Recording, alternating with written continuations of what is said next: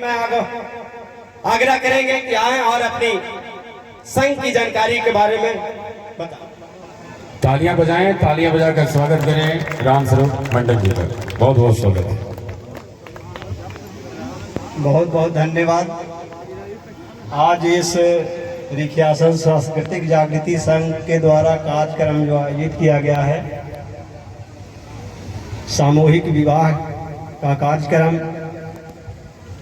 इस समारोह में उपस्थित हमारे अभिभावक पूर्व मुख्यमंत्री माननीय श्री जीतन मांझी जी, इस समारोह में उपस्थित राम स्नेही जी, नारायण जी, ट्रीमैन गौतम जी, बाबा दशरथ मांझी के सुपुत्र भगीरथ जी, रिखियासन शोधक संघ के नायक सूरजदेव जी,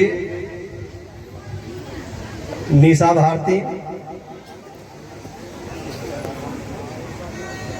एवं तमाम उपस्थित हमारे समाज के जो शुभचिंतक हैं, बुद्धिजीवी भाइयों बहनों एवं माताएं, आज इस आदर्श सामूहिक विवाह में आप लोग के उपस्थिति देखकर जो संगठन है रिखियासन सांस्कृतिक जागृति संघ, जिसका हौसला बढ़ेगा।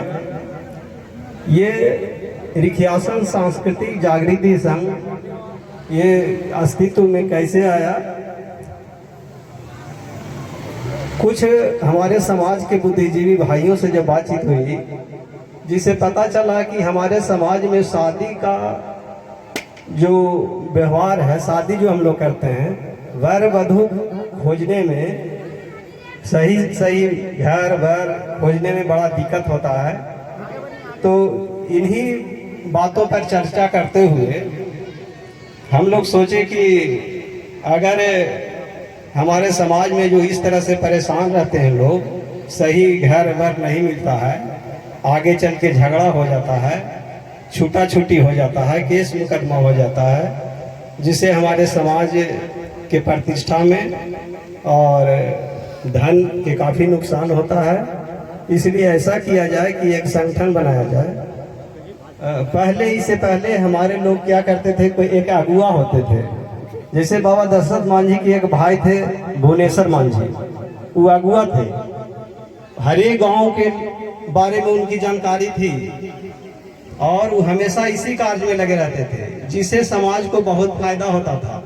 ज़्यादा इधर उधर भटकना नहीं पड़ता था, उनको पता कर देते थे और वो खोज कर बता देते थे।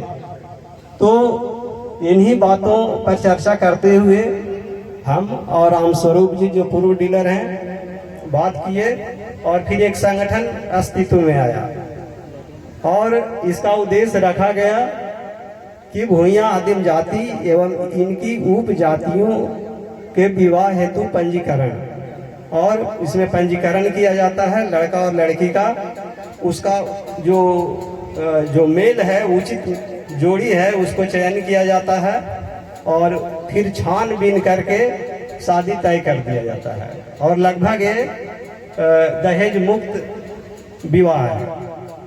तो इसी दिशा में हम लोग एक कदम उठाए हैं। साथ ही इसका एक और उद्देश्य है कि हम लोग अपनी जो संस्कृति है, जो हमारी सांस्कृतिक विरासत है, उसको हम लोग पुनर्जीवित करके उसका परिवर्धन और परिमार्जन करना चाहते हैं, क्योंकि ये संस्कृति ही है कि मानव को मानव बनाती है। और अपनी संस्कृति, अगर दूसरी संस्कृति का हम कितना भी प्रेम और निष्ठा से सांगोपांग उसका अपनाएंगे, फिर भी वो हमारे सुख दुख के अनुकूल नहीं है, अनुकूलित हमारे नहीं है। इसलिए अपनी संस्कृति की ओर लौटना है, जो सांस्कृतिक रूप से स्वतंत्र है, जो अपने ही सांस्कृतिक नियमों से अपना जो जीवन का कार्य है जरूरी, उसको निभाते हैं, वो जाति वो समुदाय स्वतंत्र रहता है, वो गुलाम नहीं होता है। लेकिन हम देख रहे हैं पिछले 40-50 वर्ष पहले हम सांस्कृतिक रूप से अपेक्षाकृत अधिक समृद्ध थे, लेकिन धीरे धीरे हमारा समाज पर संस्कृति की ओर बढ़ रहा है और हम दूसरे पर निर्भर होते जा रहे हैं।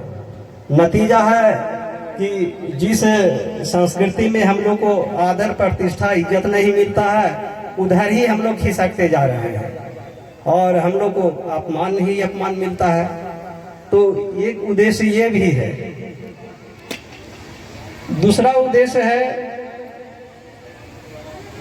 इस कार्यक्रम का कि इस तरह से अगर हम कार्यक्रम करते हैं तो हमारे जो खर्च होता है, जो फिजूल का खर्ची होता है वो बचता है, और कर्जा लेके जो हम लोग करते हैं ये कार्यक्रम और उस कर्जा में दब जाते हैं, उससे भी हम लोग को छुटकारा मिल सकता है।